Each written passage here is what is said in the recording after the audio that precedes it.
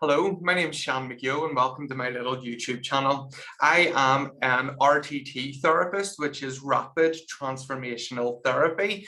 I am a certified hypnotherapist. I am also a transformational coach and a best-selling author.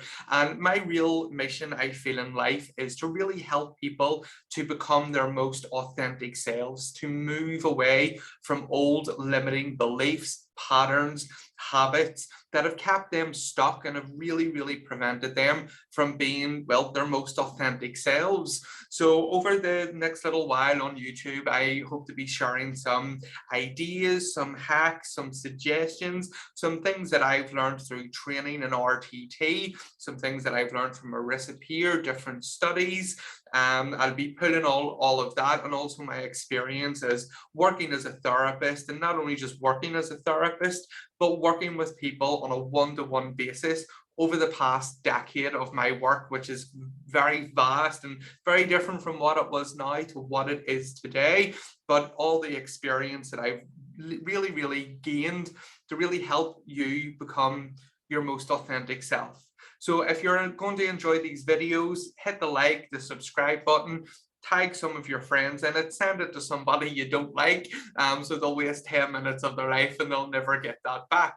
So today's video, what I am going to be talking about is why is it that our families always seem to make us regress back to the dynamic that we had with them, to the relationships that we had with them whenever we lived together when we were younger, rather than being, the most amazing version that we are today. And I'm sure that you probably noticed that, you could be, more than likely are, a very different grown-up than what you were as a teenager or as a child with your siblings and so on. And that is usually the case. It doesn't matter, what school you've went to, what job you've had, how successful you are, what your current relationships are like, or even if you have children. It seems to be whenever there is family things going on, birthdays, Christmases, weddings, whenever we get in the company of, like, the siblings again, under the mum and dad or under the parental dynamic, what really seems to happen is we then act the way we did when we were that age. And you probably notice that, and you probably think, oh my goodness, that's right. I dread going to my mum's at Christmas because, I'm going to feel excluded because she's going to see to this one, or that one's going to be able to sit on his backside and I'm going to be expected to do. Or you could be the other one around going, can't wait to go to mum's for my Christmas dinner because I'm going to get lifted and laid and everything's going to be done for me. Well, you notice your sister's running about stressing out, mum's making the dinner, and your brother's trying to kill your other brother, just like what happened whenever you were kids and growing up. And this is very interesting because sometimes it works for people, but the majority of the time it doesn't work. And we really got to understand that boils down to the roles that we play in our lives. Now, we can play more than one role, and we can have multiple roles going at once. And then our roles will probably change depending upon the adult relationships that we form. But there's usually in and around 4 roles that we play. You'll find different versions of them or different variations of the same thing, depending upon your school of thought. I tend to pull from my RTT training and from other study that I've done.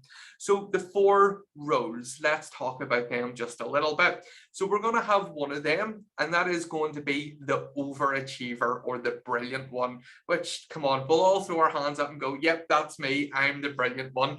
I'm the overachiever. And this was normally the child in the family dynamic, in the family unit, that would work an awful lot at schooling, would excel very well academically, or even at sports. It doesn't have to be academically. And they notice from a very young age, if I do good at this, I get praise. So that is the role that they will begin to adopt, because they will then associate their worth with the things that they achieve, and they normally turn into the big stress heads as they're grown up, overachieving, people pleasing, taking on too much, getting burnt out, but they want to make other people happy because they are the overachiever. They are the quote unquote the brilliant one. And it's the brilliant one that, like I say, they are the ones that will, get that wee fuss made over them. Oh, they're just naturally smart. They're naturally gifted at football, even though that they're working very, very hard at it. And all of the credit, or all of the credit all comes to just them as being that naturally gifted, that naturally brilliant, when there's a lot of work that actually goes into that. Then there would be another role that would be played, that say you've got, the brilliant child, the overachiever, the one that gets the really good grades. Then you've got another child that's going, well, I need attention. I need to be looked after here. Because don't forget, everything that we need on this planet is connection. That's the fundamentals of everything that we need. We need that connection from one another. So we have to figure out ways to get that. So another role that we would play would be the sick one, which would be, as a child, then, quite like our brilliant overachiever, they do something well, they get complimented. So as a child, we build this belief, if I keep doing that, I'll keep getting attention from mum, from dad, from teachers, whatever it may be. So the sick one is going, well, I can't really do that. So maybe they do genuinely get sick. Maybe, they get chicken pox, and they notice that, oh, mum's giving me attention. I'm getting the chamomile lotion put on, mum's sitting by my bed. There's a belief system that is being formed as a child that if I'm sick, I will get attention. And then this would be the one that would maybe, beyond that, I'm not saying that they fake it or anything, but they would, get the headaches as a kid, the stomach problems as a kid, the eczema, whatever it may be, and because our mind is so powerful that it will create these things in our body. So then we have those different dynamics that would be going on. We have our brilliant one, our overachiever, we have the sick one, and then what we will have is we'll have the caregiver or the peacemaker. They're very much the same, one and the same, slight variations depending upon the different books that I've read on the topic. But that would be the one that looks after everyone. Say in a home dynamic, you have the overachiever dad. Say you have the sick mum. Well, what role is this child going to play? They're going to play the role of the caregiver, the peacemaker, making sure everything's okay. Because at least that way, if they're looking after mum, because mum's always got her migraines and can't go and do this and can't do that, well, then this child is fulfilling a certain role to benefit the mum as the person that is caring for and looking after mum. And then we have the fourth role, which is the rebel or the scapegoat, depending again what way you look at it. And we have the rebel, the scapegoat, which would sounds very much like it is. We've got one sibling that is the brilliant one, the overachiever. We've got one sibling that is the caregiver, looking after, making sure everybody's okay. You've got one sibling that's constantly at hospital because they've got stomach problems. So then you've got this sibling, and this sibling is going to be the one that is going to act up, act out, shout out at school, get in trouble, be that one that's going to act out in order to get some form of attention. And that form of attention that comes across is, probably from being punished or being told off, or the scapegoat is in, we would be such a good family if it wasn't for you. If you didn't do that, if you weren't this, we would be so much better, which can tie into the other roles that we would play. So the roles that we tend to play as children in and around our family, whatever dynamic it is that is going on, be it with a rebel, with a rule breaker, or, with a brilliant, with an overachiever, depending on what that is, that will very much likely change depending upon the adult relationships that we form. And say, you're the sick one as a child. Well, odds up you're going to grow up and you're going to marry a caregiver, or you might actually change your role based on meeting an overachiever or a brilliant one.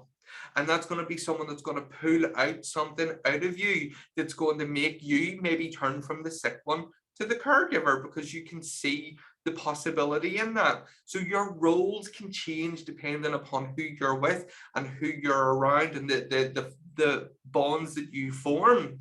But whenever we go back in and around our siblings, what happens is then we do regress back mentally to being the role that we played when we were younger. And the interesting thing about that is, once we know that we are playing these roles and that isn't truly who we are anymore, we can observe all of those roles and all of the way these people in our lives are functioning from. And then we can understand, I don't need to react this way. I can take a pause and I can understand, oh, I'm not the scapegoat anymore. Oh, I'm not this anxious overachiever. You know, I'm not this sick one. I can take care of myself. And you can take that moment and you can pause and you can begin to break those family dynamics, because you are a totally different person. You're not that role that you played as a child. You're a very different, very capable human. But it's the understanding and then the application of that understanding that allows us to break free of these habits. And I hope that today's video, as big of a topic as it is, will give you a little bit of an insight into the role that you played as a child versus who you are today, and how to then detach from that to be in and around those family dynamics that, you know, sometimes we have to be in. And there's nothing wrong with distancing yourself from that either, but just know that those roles that we all regress back to are simply that. They are just roles, and you do not have to stand in that role anymore. But I find the more that we can understand and look at that objectively, when we're doing the Christmas and you see the lazy brother sitting there and you can just go, do you know what? That's just the way that he was. He was that little, you know, quote unquote brilliant one. So he got the fuss made around him. Isn't that interesting that that's happening now? You can look at your sister and go, oh, look at how quick she's snapping there. Well, no wonder. She was the scapegoat when we grew up. God love her. I'm going to interact with her a little bit differently now. So you can really change and understand, I am a success today. I understand these things that are going on and move far beyond those habits and those roles that we played. So I do hope you have enjoyed this video. Do check the link in the description for my free Being Authentically You audio, and I will see you next time. Have a good day. Bye-bye.